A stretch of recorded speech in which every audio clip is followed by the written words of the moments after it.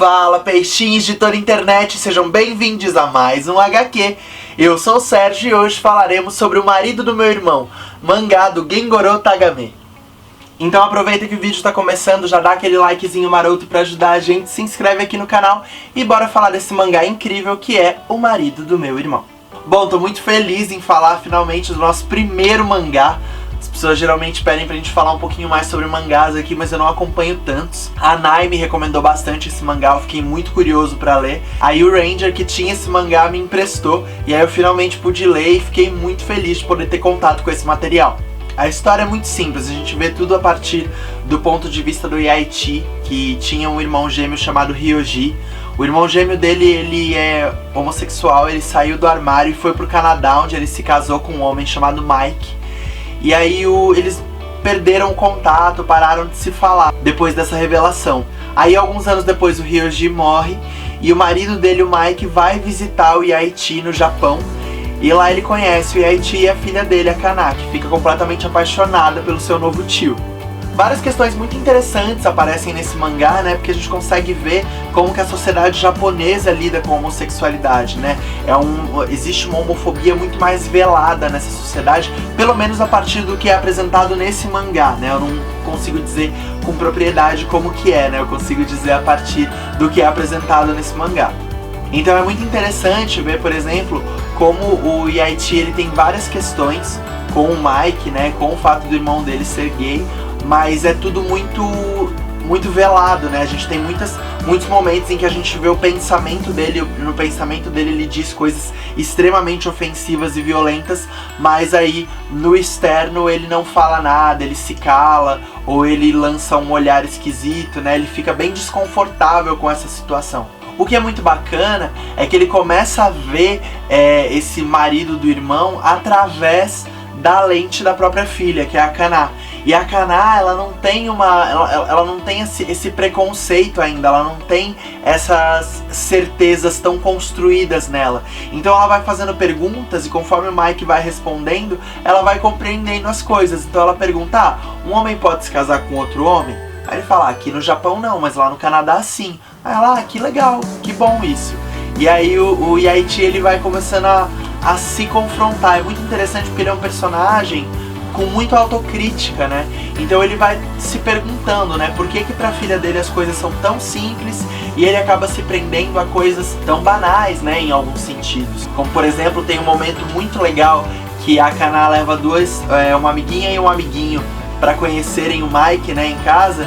E aí uma coleguinha dela, que a mãe tem problemas com o fato do Mike estar ali, né? A mãe dela fala pra ela que ele pode ser uma má influência e etc. Coloca meio que isso na cabeça dela, mas é muito bonito ver que isso não se enraiza na cabeça dela.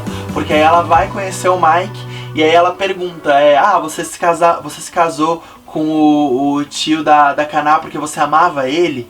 Aí ele fala sim, aí ela fala, nossa, que bom que vocês se amavam e vocês conseguiram ficar juntos, porque eu li Romeu e Julieta e eu achei muito triste aquilo, daquele casal se amar tanto e não poder ficar junto por causa do que os outros iam dizer deles, né? Que bom que lá no Canadá vocês conseguem ficar juntos se vocês se amam. E aí é mais um soquinho, né, no Yaichi, que ele fala, nossa, como que eu posso... Quem é o adulto nessa situação, né? Eu tô tão preso com algumas questões, com algumas besteiras, e ela que é uma criança tem muito mais maturidade pra olhar pra isso como isso é, e ter um olhar muito mais empático, muito mais aberto pra tudo isso. Então esse mangá vai explorando de uma maneira muito lúdica e muito simples como a homofobia se enraiza em alguns conceitos tão precários mesmo, né? Questões tão bobas, como a gente é contra a união entre duas pessoas, ou taxa uma pessoa de um certo comportamento a partir de quem ela decide amar e etc. Então é muito legal ver como essas crianças também, elas estão livres dessas amarras da sociedade, né? Dessas questões que são colocadas dentro da nossa cabeça. E é muito bom a gente ter esse protagonista, de alguma forma, o Yaichi, que ele é um personagem com a cabeça aberta, né? Com a cabeça, na verdade, fechada, mas que vai se abrindo, né? Ele se permite se autocriticar em muitos momentos, e ele vai refletindo acerca dos próprios pensamentos dele e vai evoluindo a partir disso.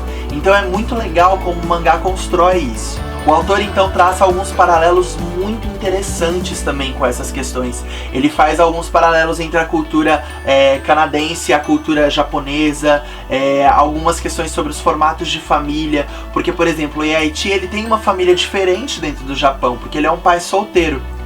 Agora eu vou dar um pequeno spoiler, mas a mãe da Kana tá viva e eles são um casal divorciado. E aí é super bonito ver como ele defende o formato de família dele, né? Como ele é muito legal porque ele se dá super bem com a mãe da Kana. Só que eles se divorciaram, né? Eles falam que a relação deles não era legal quando eles estavam juntos, e agora que eles se separaram, eles conseguem se olhar com muito mais generosidade. Eles viajam juntos, ela conhece o Mike, ela adora o Mike, é muito legal. E aí é bonito ver como ele começa a defender o próprio estilo de família, né? E fala tipo assim, eu não acho que a Kana vai sofrer pelo fato de ela morar com um pai solteiro, porque essa é a vida que eu vou dar pra ela e vai ser a melhor vida possível e ela vai ser feliz assim. Eu acho que a gente tem mais é que confrontar e mostrar que todo modelo familiar é válido. E tem uma hora que ele começa a se confrontar o que aconteceria se a Kana se descobrisse lésbica, por exemplo, se ela se apaixonasse por uma outra menina. E aí é legal porque aí a esposa dele até coloca, você não tá dizendo que esses modelos familiares que a gente tem mais é que colocar que eles são válidos e que eles são possíveis. Então é isso, se a Kana ela se apaixonar por uma outra menina, é uma vivência válida, é uma vivência possível, e ela vai ser o mais feliz possível dentro disso. E é óbvio que ele, como pai, vai ter medo que ela sofra e etc. Mas aí ele começa a entender que quem tem que ser repreendida não é ela, por quem ela ama ou por quem ela é, mas as pessoas que a discriminam por isso, né? Essas pessoas que devem ser censuradas e devem ser questionadas. É legal também ver nessas diferenças culturais, por exemplo, que no Japão eles não têm tanto esse contato físico, né? Não é tão aceita a ideia do abraço. E aí é muito legal porque o Mike ensina a Kana a abraçar e ela acha ótimo, ela acha lindo aquilo de quando você gosta de alguém, você abraçar, você trazer pra perto de si. E aí o Heihachi, ele fica completamente desconfortável, né? Quando a filha vem abraçar ele já fica meio assim e etc.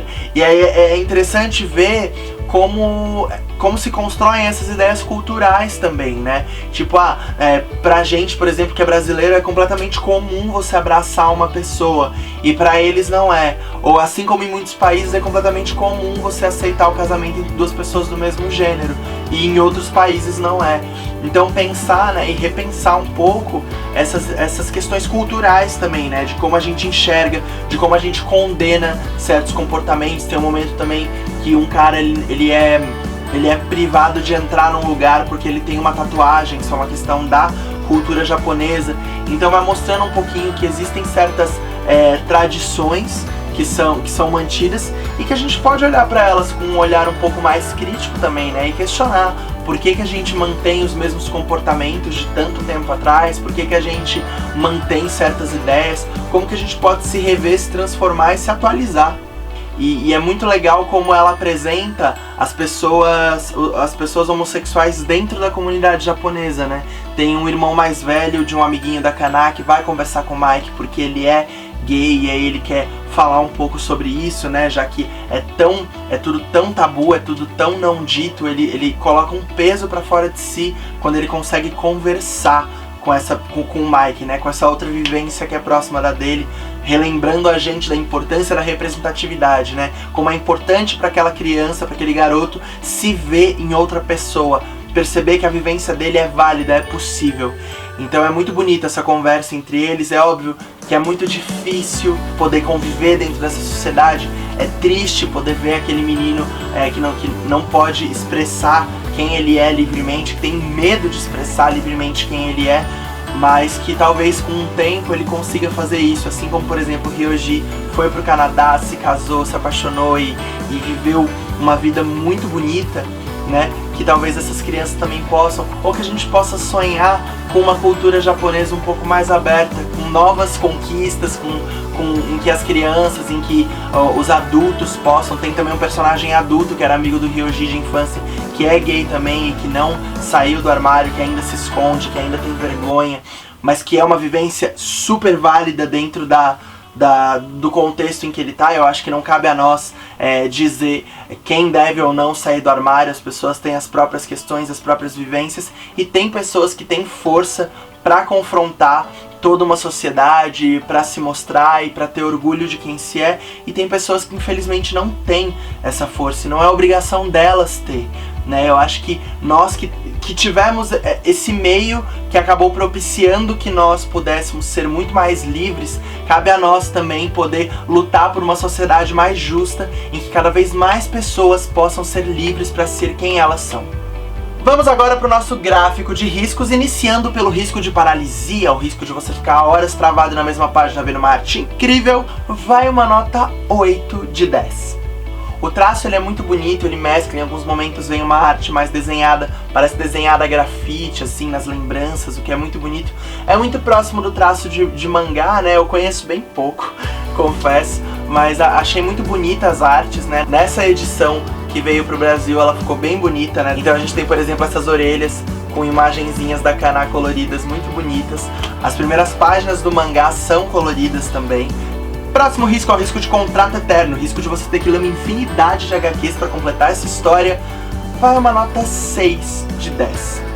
É uma história que se encerra em 4 edições, ela é muito rápida de ler, o volume é meio grande, mas como tem pouca fala, né, tem muitas imagens são criadas e a narrativa vai se dando muito através desses olhares dos personagens uns para os outros, é tudo muito rapidinho de ler, né? Então não é algo que se estende, não tem tanto texto, mas a poesia visual que se constrói aqui é muito bonita e é bem tranquilinha de ler, bem rápido. Eu li acho que em 1 dia e meio, assim, já foi tudo.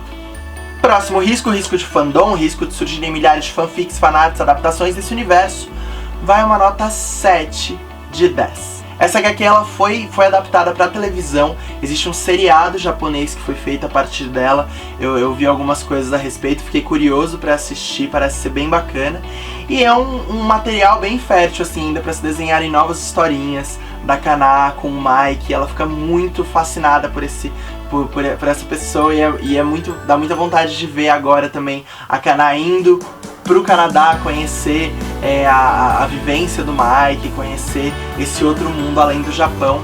Então são personagens muito legais para você redesenhar em diversas situações e também poder criar novas histórias. Seguimos para o risco de esmagamento, o risco da realidade representada aqui te esmagar feito uma panqueca, vai uma nota 8 de 10. Essa HQ ela é muito sutil e ela não é uma HQ, eu acho, pra você se debulhar em lágrimas, etc.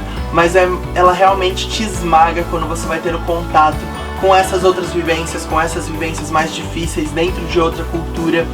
E também de ir vendo como a homofobia ela se dá e como ela é construída, né? Como que nas crianças isso ainda tá muito aberto e as coisas são muito mais simples do que elas parecem e a gente complica elas cada vez mais e vai enraizando preconceitos que são tão bestas assim nas pessoas. No geral ela lida com muita leveza com tudo isso, né? Então as coisas vão meio que passando, né?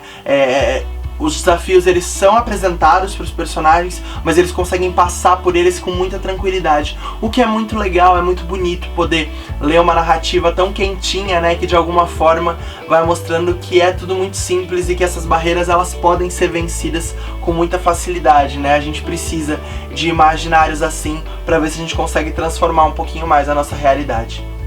Seguimos para o risco de explosão, o risco da sua cabeça explodir em milhares de pedacinhos incandescentes, vai uma nota 6 de 10. Não é uma HQ com grandes acontecimentos, grandes plot twists, ela realmente mostra um pedacinho da vida desses personagens. E é muito gostoso acompanhar esse dia a dia. Eu não conseguia parar de ler porque eu ficava cada vez mais apaixonado por esse trio e querendo ver mais aventurinhas deles, mais historinhas. Porque realmente o Mike ele passa acho que cerca de 30 dias, né, 20 a 30 dias ali no Japão. E você acompanha essa estadia dele ali, né. Eu até fiquei meio surpreso quando eu vi no final da HQ, tem um calendáriozinho, né, mostrando o que aconteceu em cada dia. Eu pensei, nossa, acompanhei esse número de dias desses personagens, né, eu consegui ver o que eles fizeram em cada dia. Porque é um pedacinho de vida mesmo, né? Que você vai acompanhando como eles vão lidando com as coisas nesse cotidiano. Então ela não fica te chacoalhando, mas ela vai te instigando a acompanhar esse dia a dia dessas personagens. E o último risco é o risco de contrato eterno, o risco de você sair indicando essa HQ pra todo mundo ler. E vai um maravilhoso 10 de 10. É uma HQ muito bonita, muito gostosa de ler. Ela trata todas essas questões com uma poesia e uma sensibilidade muito grandes e fazem realmente a gente refletir sobre uma série de coisas. É uma HQ que eu acho muito boa para crianças e adolescentes terem contato, para pessoas que ainda têm que rever muitas coisas terem contato, porque é um jeito que eu acho que não aponta o dedo na cara de ninguém, mas mostra com muita naturalidade como as coisas são mais simples do que elas parecem, como a gente pode tratar com muito mais respeito e dignidade vivências que não são iguais às nossas, né? Como que a gente pode olhar com um olhar muito mais empático para essas outras vivências. Então é muito bonito como isso se constrói nessa HQ. Então leiam O Marido do Meu Irmão, que é um mangá que vale muito a pena. Não percam, dia 15 de novembro vai rolar aqui em São Paulo o evento Fuzue Nerd, onde vão reunir uma série de quadrinistas, uma série de gente legal para falar sobre questões do mundo nerd. Nós da equipe da Maré Geek vamos estar lá cobrindo, então convidamos todos a estar lá conosco. Vai ser durante o feriado, então a gente vai estar lá o dia inteiro cobrindo o evento, então convidamos a todos para estar lá com a gente. Quer ficar mais próximo da gente aqui do canal? Ter acesso a conteúdos exclusivos, adiantados e a nossa comunidade? Aqui na Maré Geek a gente tem um compromisso muito grande com contar histórias. A gente quer trazer novas ideias de desconstruir tantos conceitos que estão um pouquinho enraizados dentro do mundo nerd. Com a nossa websérie Desaventureiros a gente consegue fazer isso na prática, trazendo conteúdo de audiovisual, de fantasia medieval com personagens muito mais plurais e com questões muito mais diversas. Claro que isso não é barato e nem um pouco fácil. Por isso a gente está lançando esse Catarse para que vocês possam contribuir com a gente e ajudar a gente a garantir novas temporadas de Desaventureiros e a continuidade de todos os nossos programas. Mesmo que você possa contribuir com um pouco, você já vai ter acesso à nossa comunidade, onde está toda a equipe dos nossos programas e a nossa comunidade de apoiadores. E a gente trata os mais diversos temas e fala sobre as mais diversas coisas. Se você gostou desse vídeo, não esquece de clicar em curtir aqui embaixo, compartilhe com seus migs e se inscreve aqui no canal da Maré Geek para ficar sempre por dentro de todo o conteúdo que a gente lança. Então é isso, pessoal, muito obrigado e até semana que vem.